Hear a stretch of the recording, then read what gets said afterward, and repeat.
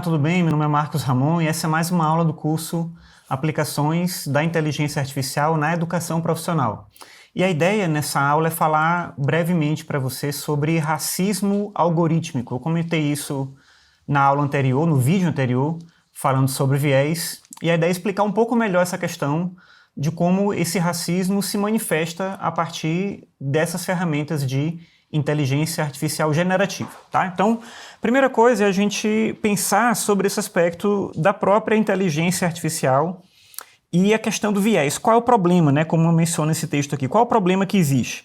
Bem, a questão central, se a gente for pensar a partir de uma lógica de organização dos conteúdos, dos conhecimentos, é que a gente tem o mundo real alimentando com esses conteúdos, com esses dados que essas empresas utilizam para criar ferramentas de IA generativa.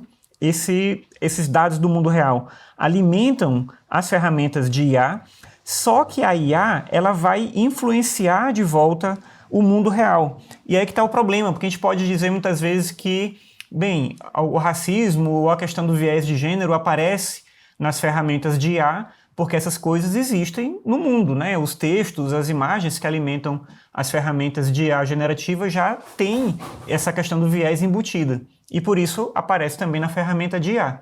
Só que se muitas pessoas começarem a usar essas ferramentas para gerar conteúdo novo, conteúdo original, elas vão retroalimentar, digamos assim, uma forma de pensamento e gerar cada vez mais conteúdo enviesado. E aí que está o problema central. No caso específico do racismo, a gente tem várias questões para poder pensar em conjunto. Por exemplo, aqui eu utilizei o Midjourney para criar essas imagens. O prompt que eu propus, no caso dessa imagem aqui, desse conjunto de 4 imagens, era uma mulher feliz, sorridente, a ideia, o prompt era isso. E ele me mostrou 4 pessoas brancas. A mesma coisa aconteceu aqui. Nessa imagem eu pedi também... Eram 4... Na verdade, você pede uma imagem no Midjourney e ele responde com 4 versões, né? Então, era uma ilustração que representasse uma mulher feliz com roupa de executiva, confiante, alguma coisa assim. E ele também me reportou, né? Ele me traz 4 imagens de mulheres brancas. Por que essa escolha? Né? Por que a ferramenta faz essa escolha específica? Então, tem alguma coisa no próprio código que gera esse tipo de percepção. Se eu quiser que apareça uma mulher negra, eu tenho que especificar. Nem sempre vai ser assim, tá? Mas, nesse caso, você viu, ele gerou 4 versões com 4 mulheres brancas e não fica claro pra gente por que dessa escolha. Tem uma questão importante quando a gente fala do racismo, e eu trago aqui uma reflexão vinda do Silvio Almeida. Ele tem esse livro que chama Racismo Estrutural.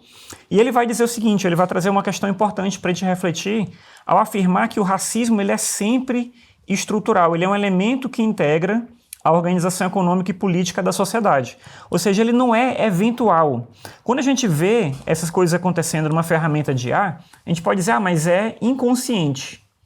Não é de propósito. E eu, de fato, acredito que não é de propósito. Eu não acho que tem alguém na empresa que pensa assim, vou criar um algoritmo racista para quando alguém pedir uma imagem de uma pessoa confiante, ele mostrar uma imagem de uma pessoa branca. Eu não acho que isso é consciente, eu não acho que é deliberado. Mas isso não significa que não é um problema. Se existe um ato inconsciente que gera um fato racista, isso não é menos racista por causa disso. O racismo está presente justamente, essa questão que o Silvio Almeida vai colocar, justamente porque num ato inconsciente, né, numa criação de um produto inconsciente, de maneira inconsciente, você gera um efeito racista. Então ele não vai ser eventual, não vai ser casual, ele não vai ser menor por conta disso. Talvez seja inclusive até mais grave se a gente cria coisas de maneira não deliberada e elas são racistas. Tem um problema aí. Então existe algo a corrigir. Essa é a questão que ele vai apontar. E aí um outro autor nessa reflexão é um brasileiro chamado Tarcísio Silva. Ele tem esse livro chamado Racismo Algorítmico, Inteligência Artificial e Discriminação nas Redes Digitais. Eu acho que é um texto bem importante para quem se interessa sobre esse tema específico. E ele vai trazer uma reflexão interessante quando ele vai dizer o seguinte para a gente. Ele vai falar, a falsa crença de que tecnologias digitais são objetivas ou tomam decisões neutras facilita a implementação de sistemas e modelos de negócio que enfatizam lucro, economia de custos, precarização e eliminação de postos de trabalho em detrimento dos valores humanos. Então, talvez seja mais difícil, certamente, criar um tipo de sistema ou de IA generativa que vá impedir ou tentar, de alguma forma, não gerar esse tipo de situação em que a gente tem a implementação de uma ação que ela é racista ou que ela tem viés de gênero. Certamente é mais complicado fazer isso, mas isso teria que ser uma preocupação constante. Então, a tecnologia ela não é objetiva, ela não é neutra, ela não toma uma decisão neutra. Só que aí tem um outro ponto, né, que ele vai colocar que eu acho que é importante também, que é a gente pensar que esse racismo algorítmico e outras formas de viés, isso não é inevitável, isso não é irreversível, mas depende, obviamente, da vontade das pessoas que criam esses sistemas, que criam essas ferramentas, de pensar em outras soluções. Tem uma autora que eu mencionei na outra aula, que é a Timothy Gebru, e ela vai citar várias situações, né, vários problemas, né, nessa questão de ferramentas de IA. Uma que ela menciona, e que está reportado em vários artigos que ela publicou, e inclusive está reportado num documentário do Netflix sobre reconhecimento facial, e ela vai mostrar, né, com dados, com informações, que os sistemas de reconhecimento facial têm mais dificuldade de reconhecer o rosto de pessoas negras do que o rosto de pessoas brancas. E o motivo para isso é que a ferramenta que é utilizada para treinar esse tipo de produto é alimentado principalmente com dados com o rosto de pessoas brancas e não de pessoas negras, né? Então já tem uma questão de viés implementado a partir daí. Mas tem coisas mais graves, né? Ela cita um problema que aconteceu com o Google Fotos.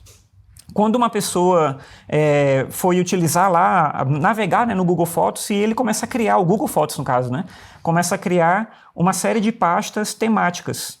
Então, por exemplo, fotos na praia, fotos de viagem, fotos no trabalho, e essa pessoa viu que tinha uma categoria no Google Fotos chamada gorilas. E ele achou muito estranho, porque ele pensou, quantas fotos de gorila deve ter no meu Google Fotos para ele criar uma pasta com uma categoria? E quando ele clicou na pasta para abrir, na verdade eram fotos dele e de amigos dele. E isso é gravíssimo, né? O Google identificar fotos de pessoas negras como gorilas, né? Numa categoria gorilas, e mostra aí como a ferramenta ela é problemática. Obviamente isso não passa por um filtro de alguém, né? Não tem pessoas que estão ali analisando o Google Fotos de cada indivíduo e gerenciando, criando o nome das pastas, mas isso mostra que a ferramenta ela não está pronta, né? Ela está longe de estar pronta, né? Ela tem esse viés racista implementado ali. E aí, quando a gente fala essa questão do viés racista, eu volto ao que eu comentei na outra aula, quando eu falei da Cathy O'Neil, e ela vai dizer que o algoritmo é uma opinião embutida num código.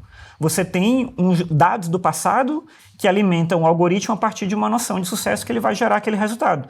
Um exemplo disso a gente tem talvez nisso aqui que eu estou mostrando, trazendo para você, que é a gente pensar como é que é Jesus, né? Qual é a aparência dele. A gente utiliza muito essa aparência do Jesus europeu, mas tem vários estudos que mostram que se de fato, né, a gente fosse ter a gente não tem, obviamente, né, uma imagem que represente como seria Jesus, mas se a gente tivesse acesso a isso, ele provavelmente se pareceria com pessoas que estão ali no Oriente Médio. Então ele teria uma face bem diferente dessa, que é de um homem branco, com olhos azuis, cabelo, né, liso, ondulado, longo.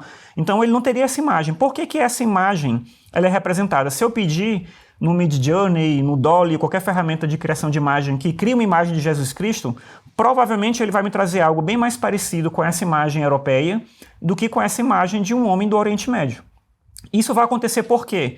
Porque os dados do passado, o conjunto de imagens que foram criadas representando Jesus Cristo, tem essa semelhança com o homem europeu e não com o que seria, de fato, a aparência dele, considerando o lugar em que ele nasceu. Um exemplo disso também aconteceu nesse caso aqui que eu vou mostrar para você, e aí com isso eu vou finalizar esse vídeo. Eu pedi para o Midjourney, eu usei esse prompt aqui, e eu pedi para o Midjourney criar uma foto, no estilo foto de rua, do escritor brasileiro Machado de Assis, escrevendo em sua biblioteca no século XIX. Aqui eu disse a câmera que eu queria que utilizasse e o tipo de luz que ia aparecer na foto. E ele gerou para mim 4 versões, 4 imagens. Desconta o fato de que não necessariamente se parece com a imagem que a gente conhece do Machado de Assis. Mas por que qual o problema aqui que o Midjourney tem, né? Ele reportou 4 imagens de homens brancos, né? Ele mostra o Machado de Assis como um homem branco. E a gente sabe hoje que o Machado de Assis não é um homem branco, ele é um homem negro, mas ele foi reportado nas capas dos livros durante muito tempo como o homem branco. Vou mostrar isso numa foto aqui de um livro para você.